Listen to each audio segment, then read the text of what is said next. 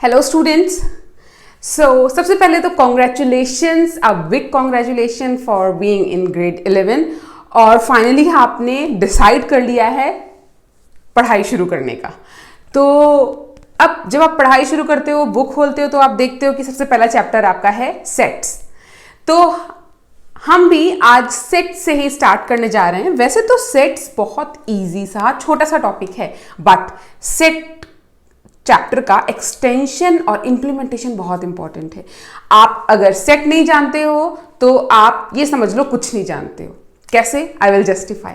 ये सेट ही है जो एक बेसिस, एक फंडामेंटल अंडरस्टैंडिंग बनाएगा और आपको हेल्प करेगा डील करने में रिलेशन एंड फंक्शंस।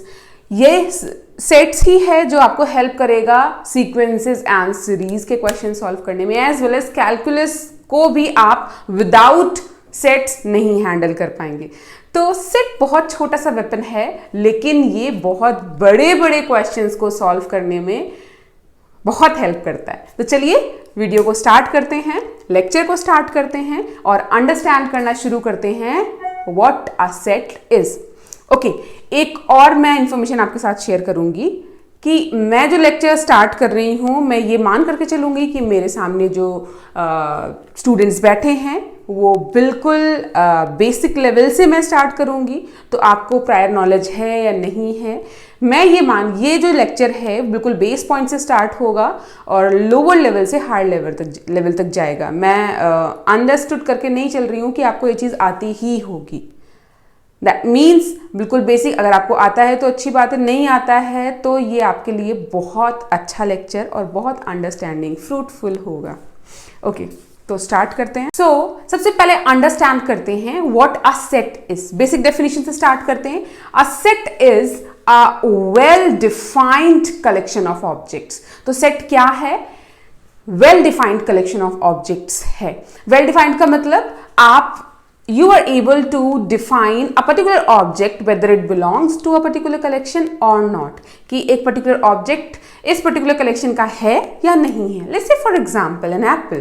Apple ले लिया आपने, अब आप बता सकते हो कि apple belongs to the collection of fruit, right? And it doesn't belong to the collection of vegetables. तो ये आपका set है। एक simple सी definition हो गई about set।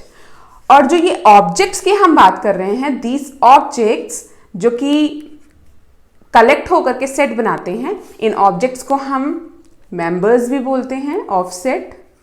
We call them members और elements of set, right? So the collection of elements और we can say members of that collection और objects of a particular collection comprise a set.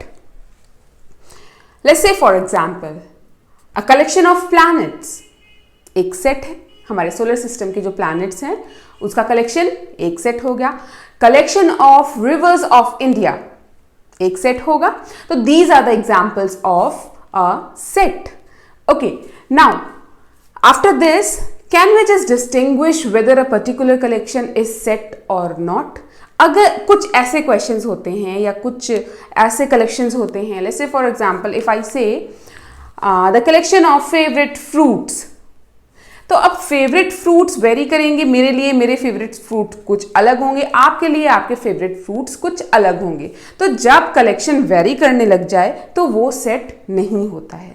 Set आपका well defined objects का ही collection होगा। अगर collection very कर रहा है तो वो सेट नहीं होगा। अगर मैं आपसे बोलूं a collection of prime numbers, तो आप क्या लिखोगे? प्राइम नंबर्स में आप 2, 3, 5, 7, 11 एंड सो ऑन यही लिखोगे और यही मैं भी लिखूंगी या यही कोई थर्ड स्टूडेंट भी लिखेगा, कोई थर्ड पर्सन भी लिखेगा। किसी से भी आप पूछोगे कलेक्शन ऑफ प्राइम नंबर्स तो आपको यही सेट मिलेगा। तो ये एक वेल डिफाइंड ऑब्जेक्ट्स हो गए, तो ये सेट है। अगर वेल डिफाइंड नहीं है, जैसे मैंने बोला कि the collection of books, your favourite books और the collection of favourite books, तो अब favourite is kind of my personal choice और योर पर्सनल चॉइस। तो जब पर्सनल कॉन्टेक्स्ट में हम डिस्कस करने लग जाते हैं उस रिगार्डिंग जब हम बात करते हैं तो वो सेट नहीं रहता है, वो हमारा अपना एक पर्सनल कलेक्शन हो गया। Now after this let's try to determine whether a particular collection is set or not. तो इस तरह क्वेश्चन आपको एनसीईआरटी, आप कोई भी बुक जो भी रेफर करते हैं, आरडी, आरएस, व्हाटएवर, या कॉम्पिटिटिव एग्जाम की जो भी बुक आप रेफर कर रहे हैं, आपको इस टाइप के questions very basic level sets का है और ये क्वेश्चन जरूर मिलेंगे। तो चलिए यहां पर देखते हैं, बाकी आपको इंप्लीमेंट करना है अपने क्वेश्चंस में। तो पहला क्वेश्चन आता है कलेक्शन ऑफ फेवरेट फ्रूट्स। अभी हम लोगों ने डिस्कस किया फेवरेट फ्रूट्स वेरी करेंगे पर्सन टू पर्सन, तो वो कलेक्शन हमारा सेट नहीं बनाएगा, तो हम इसे क्रॉस कर देंगे, no it's not a set. Collection of best dancers, best dancers depends on person to person. Like अगर हम शोज भी देखें तो रिसेंटली शोज आ रहे हैं जैसे डांस दीवाने, dancer, best dancer, dancers chapter 4, ऐसे करके बहुत सारे डांस के सीरियल्स आ रहे हैं ना, रियलिटी शोज आ रहे हैं ना। तो जब डांसर्स ही सबके अपने अलग अलग ग्रुप्स हैं तो उसको हम एक वेल डिफाइंड ऑब्जेक्ट के कलेक्शन को कैसे, इस तरह से कैसे हम उसको डिफाइन कर सकते हैं? नहीं कर सकते हैं ना। दैट मीन्स वी वेरी कर जाएगा हमारा person to person. Particular dancer आपके लिए बेस्ट होगा, मे बी मेरे लिए बेस्ट ना हो, या किसी थर्ड पर्सन के लिए बेस्ट ना हो, तो ये भी हमारा सेट नहीं होगा। This will also not be the set. Collection of beautiful birds, again birds सारी ब्यूटीफुल होती हैं, मेरे लिए शायद कोई ब्यूटीफुल हो, आपके लिए शायद कोई ब्यूटीफुल हो, तो ये अगेन हमारा पर्सनल चॉइस का क्वेश्चन हो गया, तो ये भी सेट नहीं होगा। कलेक्शन ऑफ इंटेलिजेंट स्टूडेंट भी आपका सेट नहीं होगा, क्योंकि मेरे हिसाब से मैं इंटेलिजेंट हूं या मेरे हिसाब से एक स्टूडेंट जिसने 0 आउट ऑफ 10 स्कोर किया है, मे बी नहीं पढ़ पाया है किसी पर्टिकुलर कंडीशन, किसी रीजन की वजह से, तबीयत खराब होने की वजह से, it could be anything, but वो इंटेलिजेंट है, उसकी अंडरस्टैंडिंग अच्छी है। इंटेलिजेंस स्कोर से नहीं मैच होती है। Intelligence is something you are able to understand your surrounding, your environment, what's being taught to you. You are a good observer. You are a good a person who can understand things well. तो वो intelligent होगा। But आपके हिसाब से intelligence की कुछ और definition हो सकती है। जो 100 आउट ऑफ 100 स्कोर कर रहा है वही इंटेलिजेंट है ना। तो इन बीइंग इंटेलिजेंट ये भी एक पर्सनल कॉन्टेक्स्ट में बात हो गई, तो ये भी हमारा सेट नहीं होगा। Collection of odd prime numbers, तो collection of odd prime numbers that means हम 2 को नहीं लेंगे यहाँ पर, क्योंकि इवन है 2, 3, 5, 7, 11, 13, 17, 19 kind of that.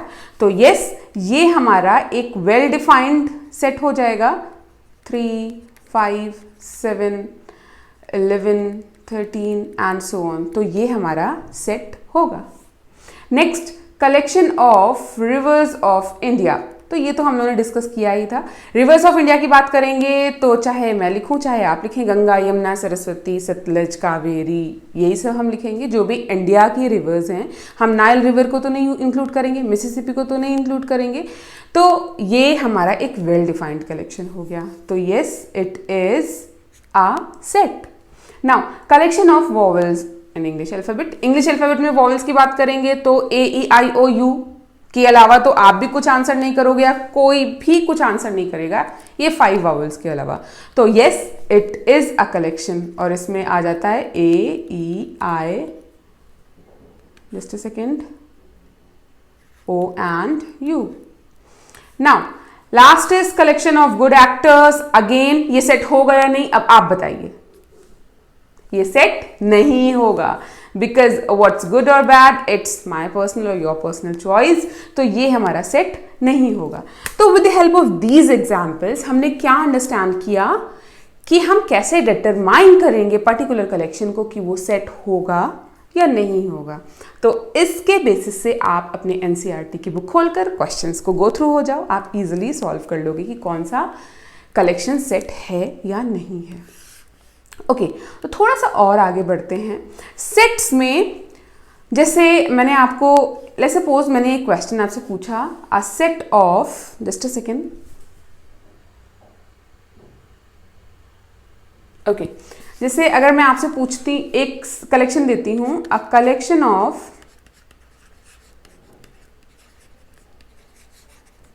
Even prime numbers, एक ये कलेक्शन है, तो इसमें आपका क्या आंसर होगा? इवन प्राइम नंबर हमारा इवन प्राइम नंबर एक 2 ही है। लेट्स सपोज मैंने इस सेट को नाम दे दिया ए, तो ये 2 बिलोंग कर रहा है, 2 बिलोंग्स टू ए, राइट। अब सिंबलिकली हम इस बिलोंग्स टू को कैसे रिप्रेजेंट करते हैं?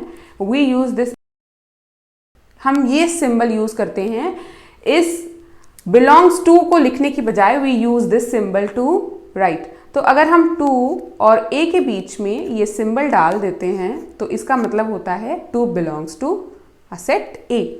अच्छा, अब क्योंकि set of even prime number है तो 3 नहीं बिलोंग करेगा, तो हम लिखेंगे 3 does not belong to A, right. तो 3 हमारा नहीं बिलोंग करेगा, तो हम लिखेंगे 3 डज नॉट बिलोंग टू ए, क्योंकि सेट आपका इवन प्राइम नंबर्स का है। अब इतना बड़ा लैंग्वेज लिखने की बजाय what we do, we write the same symbol और उसको हम क्रॉस कर देंगे। जहां पर भी इस तरह से क्रॉस लगी होगी, ये लाइन होगी, उसका मतलब होता है नॉट, तो डज नॉट हो गया यहाँ पर। तो 3 और ए के बीच में अगर ये सिंबल आपका प्रेजेंट है तो ये कह रहा है कि 3 बिलोंग नहीं करता है इस सेट को। अब जब सिंबल्स की बात कर रहे हैं तो हम सिंबल्स ही देख लेते हैं, हमारे सेट्स में कौन कौन से सिंबल्स यूज होंगे, और धीरे धीरे आपकी अंडरस्टैंडिंग खुद बनती जाएगी। इनिशियली कुछ सिंबल्स मैं आपको दिखा देती हूँ। तो सबसे पहला तो यही सिंबल हो गया, this is for belongs to, and इसी को अगर हम कट कर दें तो ये हो जाता है does not belong to, does not belong to, right. अच्छा, अगर ये V इस तरह से, या इसे कह दो A का वाटर इमेज, अगर इस तरह से आपको सिंबल मिलता है तो ये कहता है फॉर ऑल या फॉर एवरी एलिमेंट या फॉर ऑल एलिमेंट्स, तो ये हमारा यूज होता है। अगर ये उल्टा ई लिखा हो कहीं पर तो इसका मतलब होता है देयर एग्जिस्ट सम एलिमेंट्स। आप जैसे जैसे आगे बढ़ोगे ना ये सब देखोगे। अच्छा, इसी तरह से अगर कहीं पर आपका कॉमा आता है तो कॉमा का मतलब सेट्स में होता है and this. Okay, now similarly आपको अगर ये 2 कॉलन्स मिलते हैं तो इसका मतलब होता है सच दैट को रिप्रेजेंट करने का एक और सिंबल होता है एक लाइन। सिंपल, ये लाइन या 2 कॉलन्स, ये दोनों मिला करके सच दैट को ही रिप्रेजेंट करते हैं। तो ये कुछ सिंबल्स हमने देख लिए, belongs to, does not belongs to, for every और for all, there exist, and such that. ये कुछ सिंबल्स हैं जो कि हमें सेट्स में बहुत हेल्प करेंगे। इसके अलावा कुछ मैथमेटिकल सेट्स हैं जिनको सिंबलिकली रिप्रेजेंट कर दिया है। जैसे मैं दिखाती हूँ कुछ mathematical sets.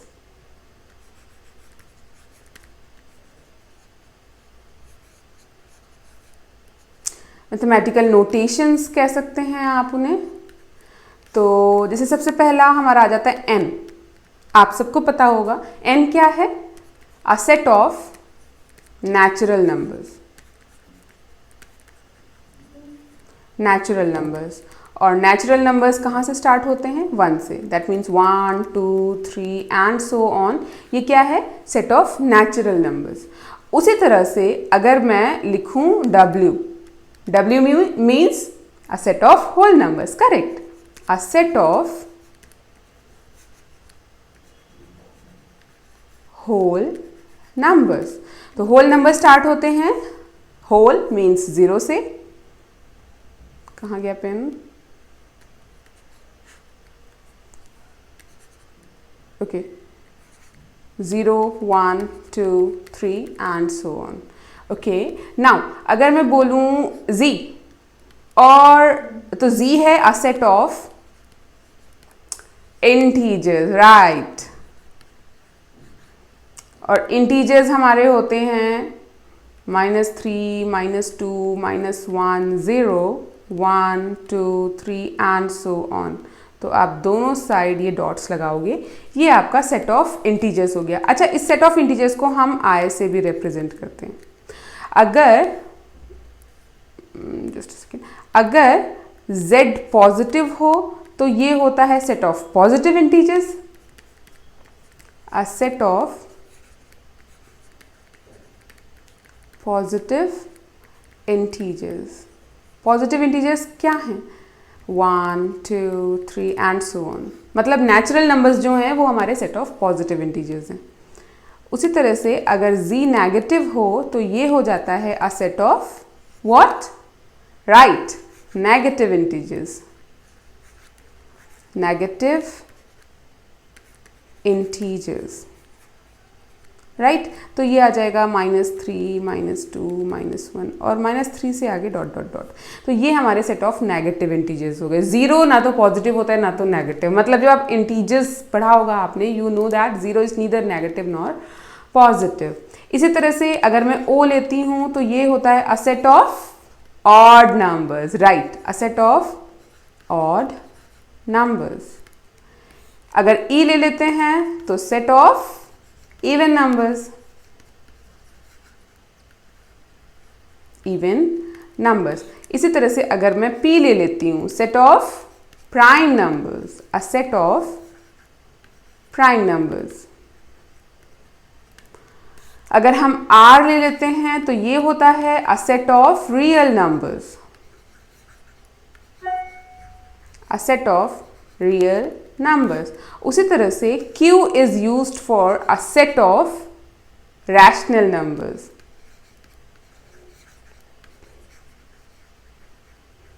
a set of rational numbers। Note करने की ज़रूरत नहीं है, इससे रिलेटेड मैं नोट्स आपको वेबसाइट में, मियन मैथ की वेबसाइट में मिल जाएंगे। मैं सारा कुछ डाल दूंगी और वेबसाइट का लिंक मैं आपको नीचे डिस्क्रिप्शन बॉक्स में डाल दूंगी। तो ये हमारे कुछ मैथमेटिकल नोटेशन थे, कुछ मैथमेटिकल सेट के लिए, जो कि हम अपने इस चैप्टर सेट्स में यूज करने वाले हैं। Okay, now what next after this. अब इतनी सारी हम सेट के बारे में बातें कर रहे हैं, लेकिन सेट्स कैसे लिखते हैं, कैसे रिप्रेजेंट करते हैं, पेन पेपर में कैसे, पेन पेपर की हेल्प से हम कैसे उसे शो करते हैं, ये तो हमने देखा ही नहीं। तो चलिए हम डिस्कस करते हैं कि एक सेट को हम रिप्रेजेंट कैसे करते हैं। तो सबसे पहले तो for naming set we always use upper case letters. Upper case मतलब कैपिटल लेटर्स, कैपिटल लेटर्स। तो आप कैपिटल लेटर्स हमेशा यूज करोगे नेमिंग के लिए। That means A, B, C, कुछ भी, P, Q, R, X, Y, Z, कुछ भी आप ले रहे हो, अगर कैपिटल में ले रहे हो तो वो आप सेट का नाम ले रहे हो। अब सेट के पास कुछ एलिमेंट्स होते हैं, बिना एलिमेंट्स के तो एलिमेंट्स के कलेक्शन को ही तो सेट बोलते हैं। तो जो एलिमेंट्स होते हैं, एलिमेंट्स हमेशा रिप्रेजेंट होते हैं स्मॉल लेटर्स में, that means lower case, small letters, और we can call it lower case, right.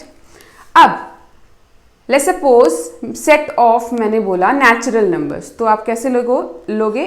मैंने n ले लिया, कैपिटल N ले लिया फॉर नेमिंग द सेट, तो ये क्या हो गया?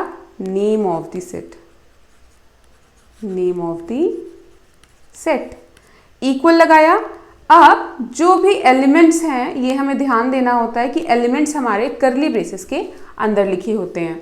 तो अगर मैंने नेचुरल नंबर्स का सेट लिया तो 1, 2, 3, 4, 5 एंड सो ऑन करेंगे। आपने एलिमेंट्स डाल दिए और एलिमेंट्स को हम सेपरेट करते हैं कॉमा की हेल्प से। These commas are used to separate elements। और ये जो रिप्रेजेंटेशन मैंने आपको दिया यहाँ पर, I would enclose it in a box. ये जो रिप्रेजेंटेशन मैंने आपको दिया यहाँ पर, ये कुछ नहीं, सेट का रिप्रेजेंटेशन है। सेट को आप कैसे रिप्रेजेंट करोगे? तो सेट को रिप्रेजेंट करने के लिए पहली चीज़, आप सेट का नाम हमेशा कैपिटल लेटर्स में लिखोगे। इक्वल के बाद आप कर्ली ब्रेसेस लोगे, कर्ली ब्रेसेस के अंदर ही आप एलिमेंट्स को डालोगे और एलिमेंट्स के बीच में हम कॉमा पुट कर देंगे। That's it, it's a very simple thing. Now जब हम सेट का रिप्रेजेंटेशन जान गए हैं तो सेट को ही रिप्रेजेंट करने के कुछ मेथड्स हैं। तो चलिए हम बात करते हैं methods of representing a set. So अब हम डिस्कस करेंगे रिप्रेजेंटेशन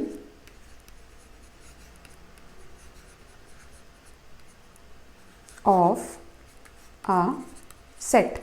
सेट को रिप्रेजेंट करने के लिए हमारे पास दो मेथड्स होते हैं। पहला है roster form. First method is roster form and second method is set builder form.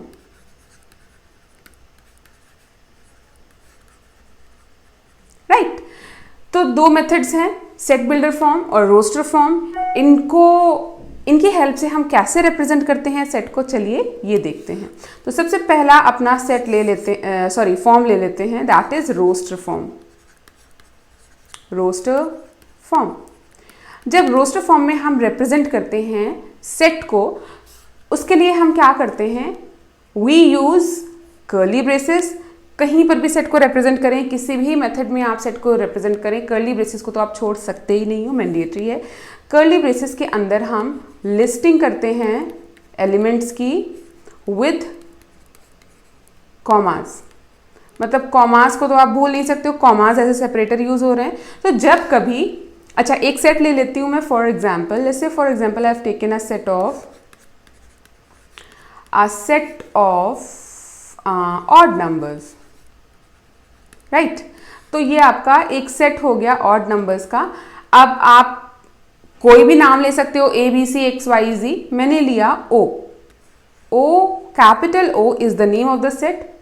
O is equal to, अब कर्ली ब्रेसेस के अंदर अगर मैं लिस्टिंग कर देती हूँ, दैट मीन्स ऑड नंबर्स हैं तो 1 3 5 7 9 11 एंड सो ऑन। तो ये हमारा सेट ऑफ ऑड नंबर्स आ गया। और इस तरह का रिप्रेजेंटेशन, लिस्टिंग ऑफ एलिमेंट्स हमारी रोस्टर फॉर्म के अंदर आती है। रोस्टर फॉर्म के अंदर जो भी एलिमेंट्स हैं, जो भी आंसर है, उसको हम लिख करके कॉमा से सेपरेट कर देते हैं। और ये हमारा जो प्रेजेंटेशन है, दिस प्रेजेंटेशन मैं बॉक्स में बंद करूंगी इसे, and this presentation is a presentation of a set in roster form, right. अब सेकंड वाला सेट भी हम डिस्कस कर लेते हैं। सेकंड वाला जो फॉर्म है वो है हमारा set builder form. Set builder मतलब सेट को बनाने वाला फॉर्म। इसमें आप डायरेक्टली रोस्टर फॉर्म में आपने शो कर दिया कि आपके कलेक्शन में यही एलिमेंट्स हैं। सेट बिल्डर में आप एलिमेंट्स नहीं दिखाओगे, एलिमेंट्स बनाने के लिए एक जो प्रोसीजर, एक जो प्रोसेस है वो आप दिखाओगे, राइट। तो यहां पर आप सेट को बिल्ड करने में जो हिंट्स हेल्प करेंगे वो आप दिखाओगे। तो जैसे ये ऑड नंबर्स हैं। अच्छा, ऑड नंबर्स को अगर मैं आपसे पूछूं कि आप कैसे रिप्रेजेंट करोगे ऑड नंबर्स को एक इक्वेशन के फॉर्म में या एक्सप्रेशन के फॉर्म में, तो एक्सप्रेशन के फॉर्म में इवन नंबर्स जो होते हैं वो मल्टीपल ऑफ 2 होते हैं या डिविजिबल बाय 2 होते हैं। और अगर उसमें हम +1 कर देते हैं तो वो हमारा ऑड नंबर हो जाता है, या -1 कर देते हैं तो हमारा ऑड नंबर बन जाता है।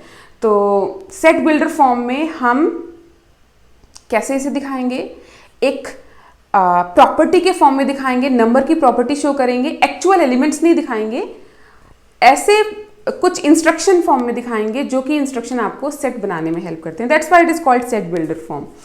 तो इसको बनाने के लिए हम अनडाउटेडली कर्ली ब्रेसेस तो लेंगे ही, हम एक एलिमेंट लेते हैं, एलिमेंट जनरल ले लेते हैं, ABC ऐसे नहीं लेंगे हम। लेट्स सपोज लिस्टिंग नहीं करनी है, आपको याद रखना है। हमने लिया लेट्स सपोज हमारा X एक एलिमेंट है जो कि इस सेट में बिलोंग करता है। फॉर ऑल X मतलब वो सारे आंसर्स जो आपके हैं इस सेट के, जो सारे एलिमेंट्स हैं, ऑल X।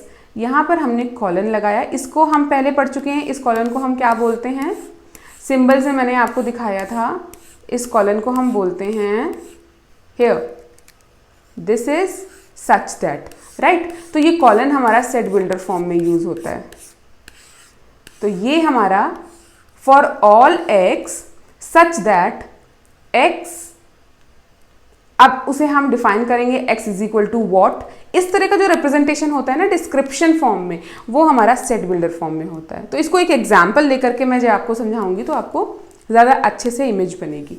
तो सेम हम ऑड नंबर्स का ही सेट बनाते हैं। तो सेट ऑफ ऑड नंबर्स, तो ऑड नंबर्स का जो एक्सप्रेशन होता है वो होता है 2n, चलिए +1 कर लेते हैं। तो 2n + 1 में x हमारा 2n + 1 हो गया। 2n + 1 क्या है? ये है ऑड नंबर्स का सेट, राइट। अब यहां पर जो हमने ये n लिया है, इस n के बारे में तो हम जानते ही नहीं, तो ये n क्या है? अगर n की वैल्यू आप 0 डालोगे तो आपको क्या वैल्यू मिलेगी? 1। एक बार देख लेते हैं। n को 0 डालने पर 2n + 1 की वैल्यू क्या मिली आपको? 1। ओके, n को 1 डालने पर 2n + 1 की वैल्यू मिली 3। तो 1 3 5 ऑड नंबर्स हमारे यही होते हैं। तो n जो है वो बिलोंग करता है w को, क्योंकि हमने n की पहली वैल्यू 0 ली ना, तो इसका मतलब 0 तो होल नंबर्स को ही बिलोंग करता है। n बिलोंग कर रहा है w को, और इस दैट्स इट। अब ये कॉमन लगाने की जरूरत नहीं है हमें। 2n + 1 हमने लिखा और n बिलोंग कर रहा है w को। तो ये हमारा इस तरह का रिप्रेजेंटेशन, मतलब एक कोड फॉर्म में जब आप रिप्रेजेंट करते हो सेट को, तो वो होता है set builder form. It's a code which is used to build a set, that's why it is called a set builder form. अच्छा, इसी क्वेश्चन को मैं थोड़ा सा और कॉम्प्लेक्स अगर कर दूं, अ set of odd numbers less than 10, ये ले लिया हमने सेट, एक ऑड नंबर्स का सेट लेस देन 10। तो इसको हम सेट, इसको अगर हम रोस्टर फॉर्म में रिप्रेजेंट करेंगे तो हम कैसे करेंगे? ओ ले लिया मैंने नेम ऑफ द सेट, तो हमारे ऑड नंबर्स 1 3 5 7 और 9 हमारा इस सेट का लार्जेस्ट नंबर हो जाएगा, लार्जेस्ट एलिमेंट हो जाएगा।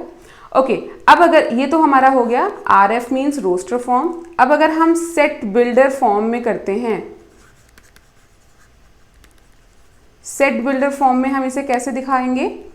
O is equal to curly braces, ये सारे एलिमेंट्स जो मैंने यहां पर आपने रोस्टर फॉर्म में लिखे हैं उन्हें मैंने x ले लिया। For all x such that, इस बार मैं दूसरा सिंबल यूज कर रही हूं सच दैट का, such that x is equal to 2n + 1, right. ये मैंने ऊपर से ही ले लिया क्योंकि 2n + 1 हमारा ऑड नंबर्स है और n हमारा बिलोंग करेगा होल नंबर को, राइट। लेकिन अब क्योंकि यहाँ पर 10 तक ही, 10 से कम ही लेने हैं, तो हमें लिमिट लगानी पड़ेगी। मतलब n की वैल्यू हम कहाँ तक लें? n की वैल्यू जब हम लेते हैं 0 तो हमारा नंबर आता है, एक बार इसे हम बना लेते हैं। n की वैल्यू 0 पर हमारा नंबर आ जाता है 1, n की वैल्यू 1 पर हमारा नंबर आ जाता है 3, n की वैल्यू 2 लेने पर नंबर आ जाता है 5, n की वैल्यू 3 लेने पर 7 और n की वैल्यू 4 लेने पर 9। तो मतलब मैक्सिमम n की वैल्यू हम 4 ले सकते हैं। तो हम यहाँ पर लिमिट जो लगाएंगे तो इसे हम लेस देन 5 बोल सकते हैं और ब्रैकेट क्लोज। मतलब n आपका 5 से कम होना चाहिए। n अगर आपका 5 से कम है, n होल नंबर को बिलोंग करता है, तो ये जो 2n + 1 आपने लिखा है ये आपके सारे ऑड नंबर्स देगा लेस देन 10। सो इस तरह से आप कोड कर दोगे, अपने मैसेज को डायरेक्टली शो नहीं करोगे, अपने सेट के एलिमेंट्स को डायरेक्टली शो नहीं करोगे। अगर आप कोड करके देना चाहते हो तो वो सेट बिल्डर फॉर्म की हेल्प से आप करोगे। तो बस आपको क्या करना है, थोड़ी सी प्रैक्टिस करनी है। रोस्टर तो बहुत ईजी है, सेट बिल्डर में थोड़ा सा मुझे पता है कि आपको थोड़ा सा टेडियस हो सकता है, थोड़ा सा कॉम्प्लेक्स हो सकता है, but practice will make you perfect. तो प्रैक्टिस करते रहिए। और this is a very easy topic of grade 11, but implementation बहुत इम्पॉर्टेंट जगहों पर है। तो मिलते हैं नेक्स्ट वीडियो में, तब तक के लिए नेक्स्ट वीडियो में हम डिस्कस करेंगे टाइप्स ऑफ सेट्स। तब तक के लिए आप जो कुछ भी रिसोर्स आपके पास है, आज जो भी आपने लर्न किया है उसका इम्प्लीमेंटेशन ज़रूर करिए। Okay, so stay tuned and keep safe, keep learning with me and math. Bye bye.